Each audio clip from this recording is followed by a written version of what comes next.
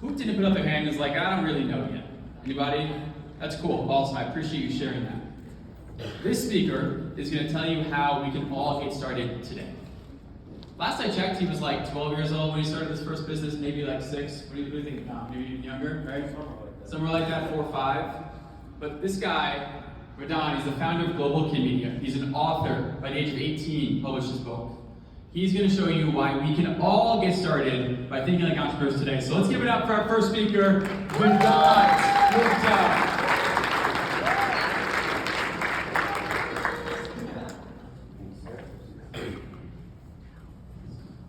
All right, well, before I start, let's hear it for Dylan. That was incredible. How's everyone doing today? We feel good? Yeah. All right, perfect. Well, I'm here today. My name is Radon Gupta, and I'm going to talk to you about the power of failure. That's something as young people that's a little weird to us. We don't want to fail.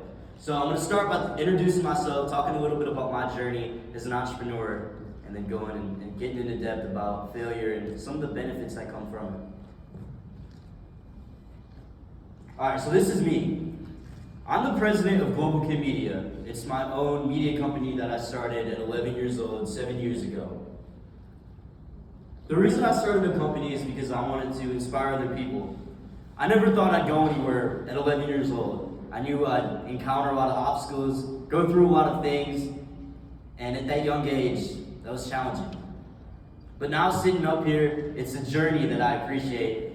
And as I look around this room, I see future leaders at every single table. And I'm excited for everybody to go on that journey and continue that journey forever. Recently, I wrote a book, Global Kid Media, Kid Entrepreneurs, Time Traveling Journey. And that talks all about the behind-the-scenes stories.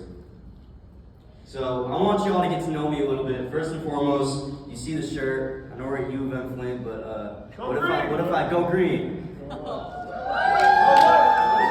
say go white, go green. Go white. Oh, I hear some booing. I got some Michigan fans. You a Michigan fan? Hey, Michigan. All right, my sister goes there. So, you know. She's a little more intelligent than me. It's okay.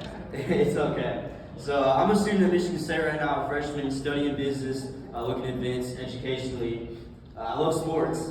Absolutely love sports. I played a lot of sports in high school, watched a lot of sports. I'm known as the kid with the golden mic. So when I started Global Kid Media, I went around interviewing mostly athletes and different celebrities. And you'll see a slide on that in a second. But putting that together, I started Global Kid Media, as you can see right there.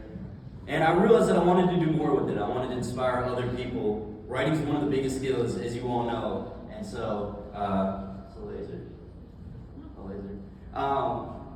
I wanted to write my own book, Global Kid Media, Kid Entrepreneurs, Time Traveling Journey, and go from there.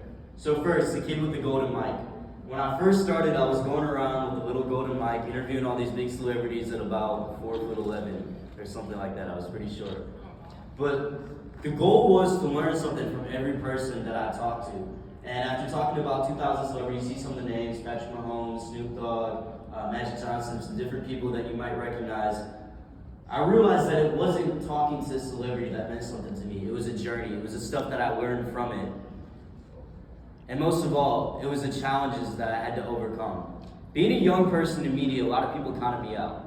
They said, wait till you're 18 years old. You can't do this right now. There's no way. They put obstacles. They wouldn't let me in. I used to get kicked out of places by security guards. It was discouraging. But I kept going because I wanted to show everyone else that they could do what they want to do at any age as well. So that comes to building the foundation. Everything's about putting your passions together. At a young age, my parents enrolled me in speech competitions. I understood that communication was important. That led me to publishing my first book, trying to further inspire, and since then doing keynote speaking. Hopefully that picture will change to today in that slideshow after this. So let's get into failure. Chapter 4 of my book is called Failure is the Best Way to Learn How to Succeed. So what does it mean to fail? Fail. Failing, analyzing, improving, and learning. So we start with failing. There are some do's and do nots. When you fail, the worst thing you can do is dismiss it. Try to act like it did not happen. It's important to accept that you failed. I'll give an example. When I was writing my book, It took me 2 years to put that together. And there were nights where I just wanted to give up. But sometimes you have to realize that I went back, I looked at it, and I said, I need to improve, I need to do better. And I accepted that. And that led to, instead of giving up, rising up, working harder, moving further. Next we have analyzing. Instead of ignoring those mistakes, you got to revisit those errors. You got to think about, what am I doing wrong? What can I do to improve this? And one of the biggest obstacles I had was with criticism. My dad works with me, and he's my biggest critic, I say.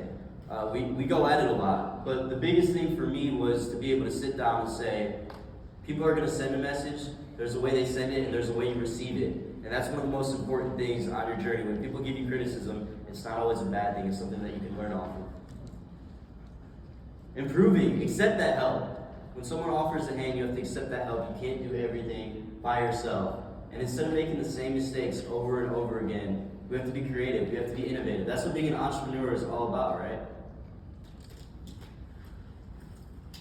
Finally, learning.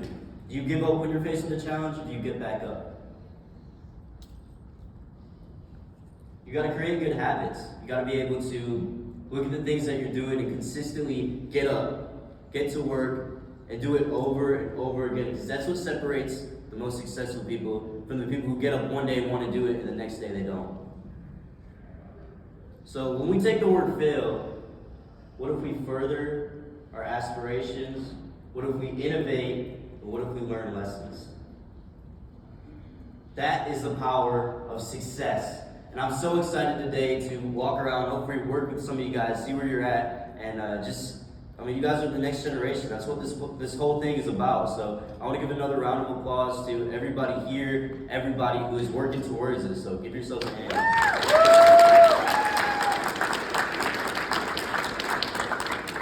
I want everyone to be able to connect with me, so you have some of my socials, my website. I have a booth with my book. I'd love you guys to come check it out. And I just want to see what all of this is about. I'm excited to be inspired by all of you as well. So once again, thank you so much, and I look forward to getting to know some of you. Does anyone have any questions? Let's give it up for Vedant, who you're going to get to hang out with all day.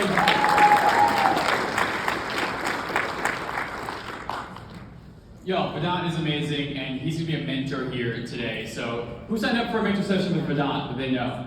Oh yeah, okay, we got a few already. Come ready with those questions. Vedant is your guy. He's right over there talking about his book, how he became an author, his journey to entrepreneurship. So if Vedant is the us today, right? The us at 18 years old, starting our first business and scaling beyond that, well, where are we moving toward? Anybody?